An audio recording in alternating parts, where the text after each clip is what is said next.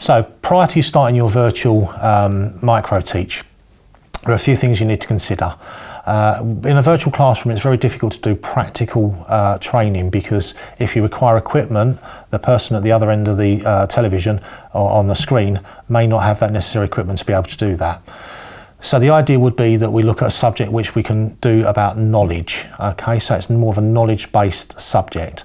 Now, whether you're teaching first aid, whether you're teaching fishing, a hobby of an interest, photography, whatever it might be, there's generally a theory-based all means we can talk about the subject, meet our learning outcomes, and then ask questions at the end, which have to be more formalised, which will be either written down or the use of a multiple choice questioning approach, so that we can see that learning has taken place.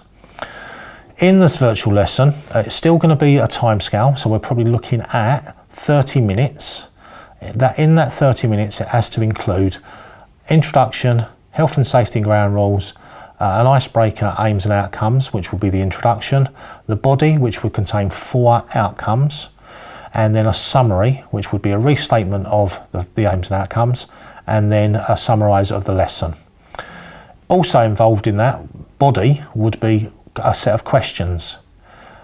If you ask an individual question, it's informal assessment. If you ask a set question to all 4, 5, 6, 7 candidates or learners, then it can be formalised.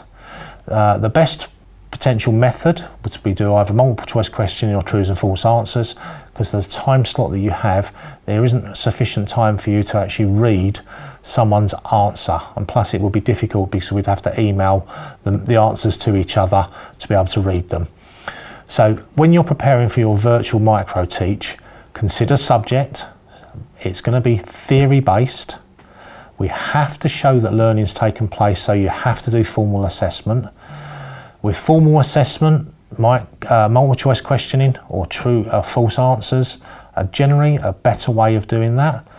And also remember, if you've not completed a session before and used PowerPoint or some way of presentation, please try and do that, because you share the screen, and if you've got a PowerPoint presentation, you can share that with the rest of the group, and then you can talk through it. You can see all your learners, and we could do the virtual course that way. A good way also is if you need props, use props, because you can show them to the camera. And so it's just being slightly adaptive to the virtual classroom.